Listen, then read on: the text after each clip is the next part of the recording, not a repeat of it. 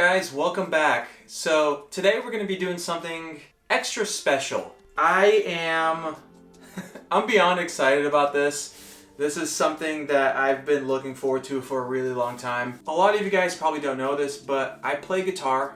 I put a video out a few years ago of me playing in a band. You know, normally I have a script for these things so I know what to say, and I'm just stumbling all over the place because I'm so excited about this guitar. But I've been wanting one of these guitars for a very long time. On and off, I've been playing guitar for probably about 20 years, and I really never thought I would be able to buy one of these. When I played in a band, I bought a Les Paul Studio. At the time, I was working at Guitar Center, and I'll just tell you guys, like, my Les Paul Studio Faded Cherry was like $400 cost, and we were selling them for like $9. It was impossible for me not to buy because it was such a good deal for a USA-made guitar, you know, made in Nashville for $400. It's unheard of, especially now in 2024, but that was 2009. So I bought this guitar because I knew that this is gonna be like a one and done. This is the Les Paul to end all Les Pauls for me. I used to want a custom shop in Ebony. Still one of my favorite guitars that's ever been made, but I've played them and they're so heavy and I'm getting older, and I decided, in the fact that now they've skyrocketed in price, I just can't really afford those anymore. Anyways, this is not a compromise whatsoever because my style and what I want in a guitar has changed pretty dramatically as I got older. And this is a very unique color that is only sold at Guitar Center from what I understand. So by that you probably know what it is. We're gonna go ahead and open it up because I am dying to see this thing. I've never seen one in person. I've only seen it in videos and in pictures. I talked to Liz a bunch about buying this guitar. It actually felt pretty irresponsible because of how expensive it is. But she was like, is this a forever guitar? And I was like, absolutely. You know, that's a forever guitar. That guitar was previously owned by Joe Trobin from Fall Out Boy. I've had it for 14, 15 years. I'm never getting rid of it. This Les Paul is a one and done for me. Gibson does a really good job of packaging. My only concern, and I've only seen it happen one time, I opened up a box, nothing was wrong with the box, and the headstock was broken. So that's kind of my my worst case scenario, because when I ordered this guitar, there were only 3 left in the entire company. 2 at the distribution center in Kansas City, and 1 at a store. I ordered it from the distribution center because I knew that this guitar was never touched other than me and the last person that packaged it up at Gibson. So we're gonna take a look at it. Oh, it's heavy. We're gonna be seeing this guitar together. So nowadays the Gibsons come with, at least the standards, they come with this beautiful brown leather case. They used to come with black. I know they've changed a lot over the years. I kind of fell off of the guitar scene for a really long time. I'm just rambling on, guys. I need to just open it and see what it looks like. I bought a standard 50s Gibson Les Paul.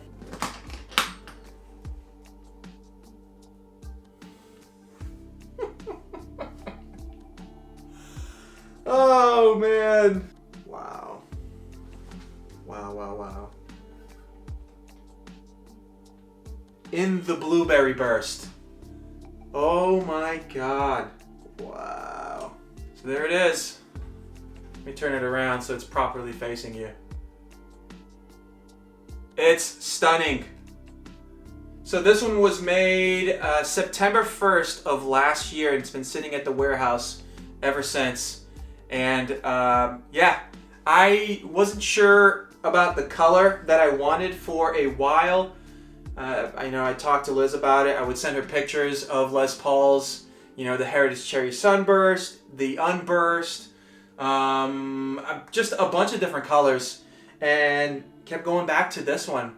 So, you know, I have a lot of blue guitars, as you can see. I have the Custom Shop Washburn from Joe Trobin up there. I also have a Japanese Aerodyne Telly. I also have my first guitar that I custom made and put a Seymour Duncan in it. It's also blue. I have a lot of blue guitars, but the blue is just gorgeous, man. Like, it's just, it's beautiful. It's beautiful. There's a weird little thing underneath the finish on this one. I'm not wild about. That was my concern when I was going to order this guitar, but if there's one more left at the distribution center, I might order it, but I'm probably not going to worry about it too much. But yeah, so the reason why I bought the 50s one is because I actually don't mind the neck. I have long fingers.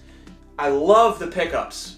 I'm not going to be swapping pickups at all. When I buy a guitar, I buy it for what it is, and I leave it alone. So the 50s, nice, beautiful, warm sound that comes out of these pickups. I like the knobs better. The 60s one had the silver bit on the top. That tends to fall out. I know you can swap it out, but I don't want to swap it out.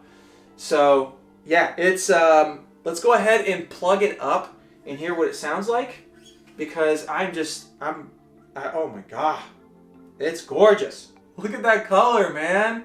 Oh my god. Blueberry burst.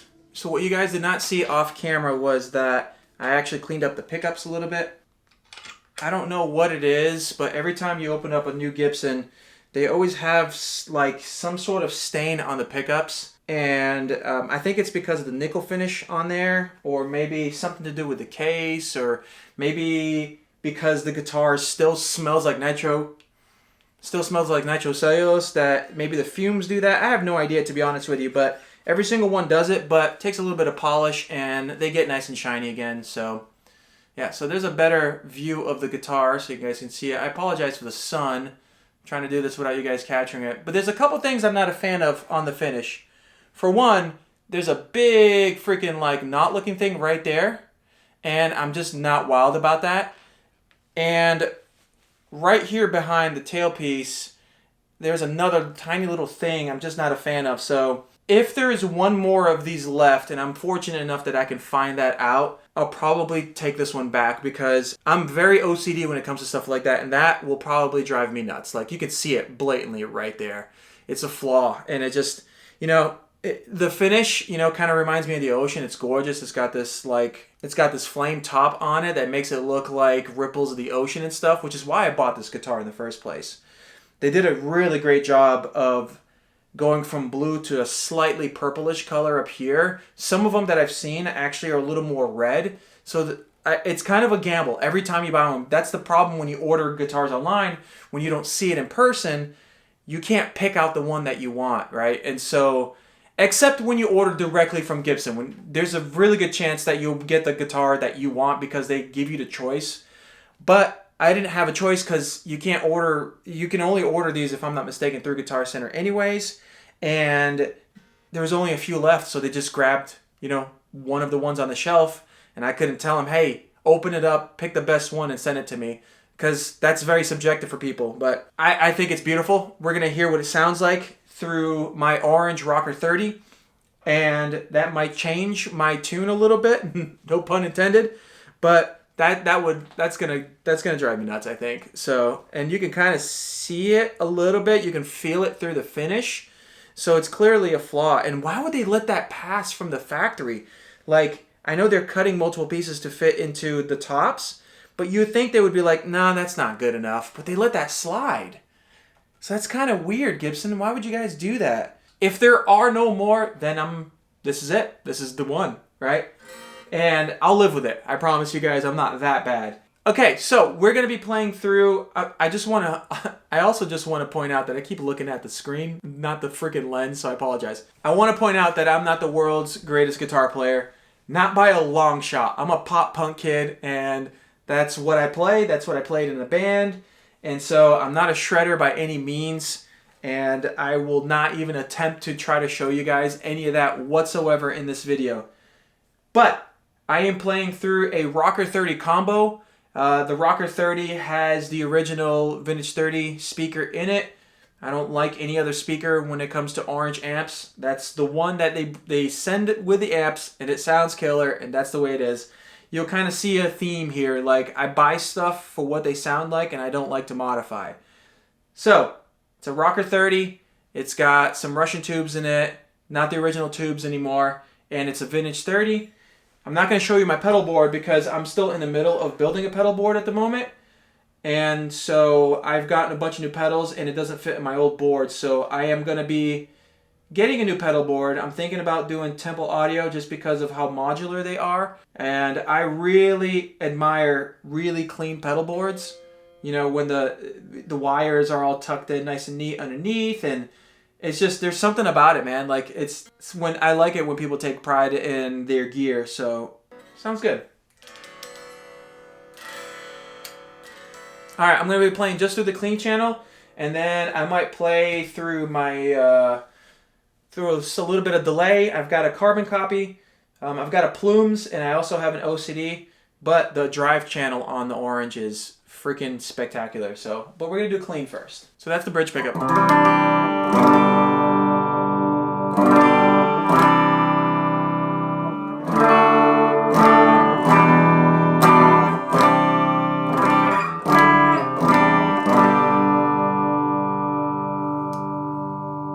That's the middle. Oh, that's beautiful.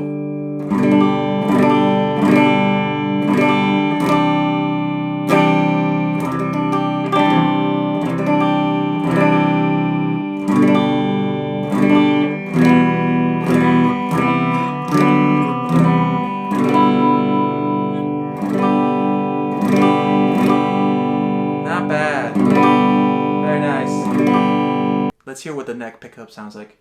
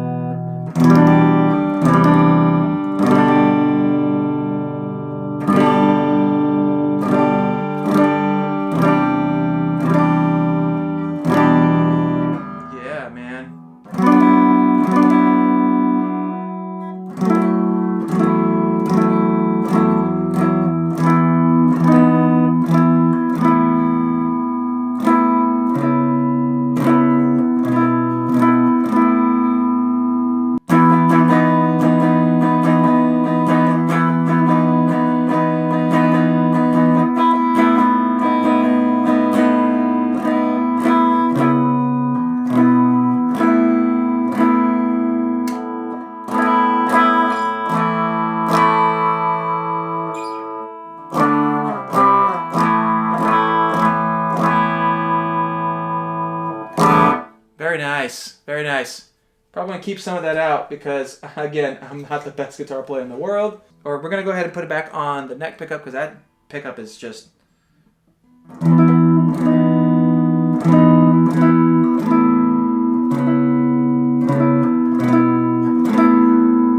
sounds ridiculous. So good. Let's go ahead and put a little delay on it. I've not played through this carbon copy yet because it's brand new. And I haven't even mounted it to a board yet, so we're gonna...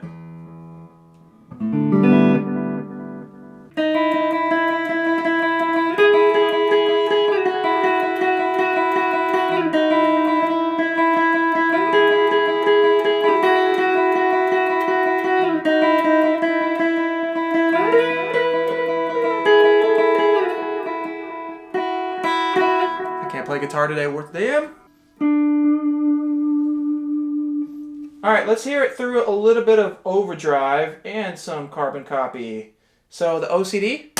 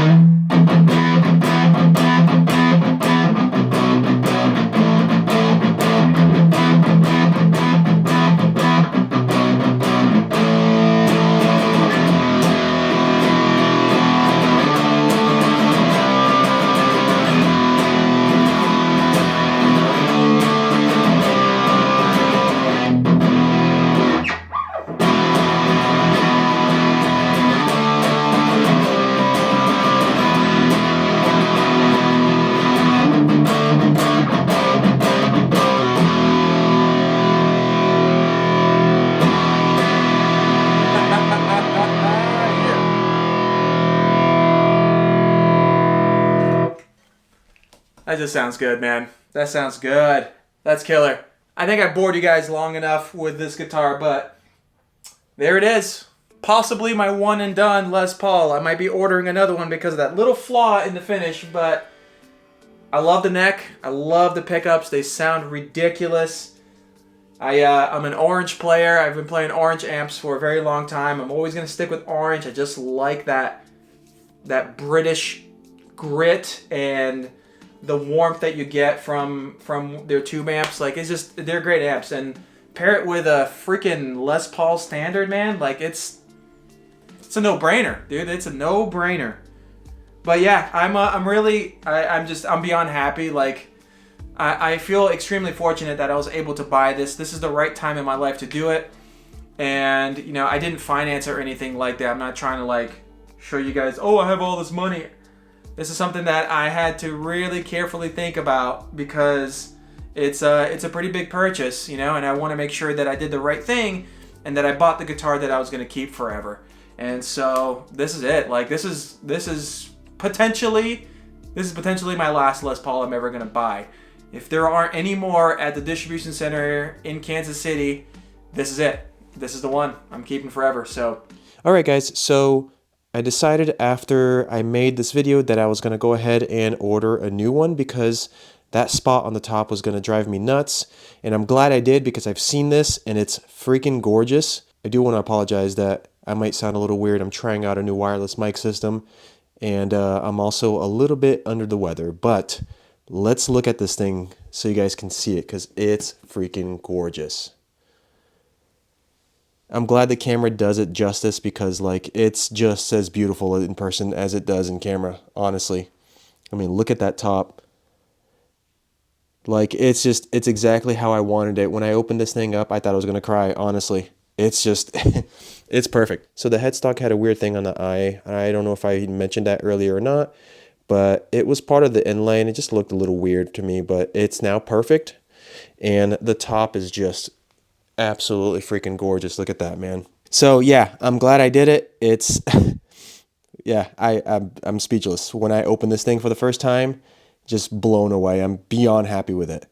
But anyways, we're gonna be back to car videos very soon. The next one specifically. Yeah, thank you guys so much for watching. This is very obscure again compared to the last video as well. I did a Lego video and now I did a guitar one. You guys are probably wondering what the heck is going on, but you know, this is my life and I wanted to show you guys everything, you know, and these are very specific milestones, and that was always the purpose of this channel, was to show you guys milestones in my life, and this is a big one for me. And yeah, I wanted to kind of share it with you guys. So I'll see you guys in the next video. The next video will be car related. I have some stuff I have to do to the Evo 10, so I will see you guys very soon. Thank you so much for watching. Burn!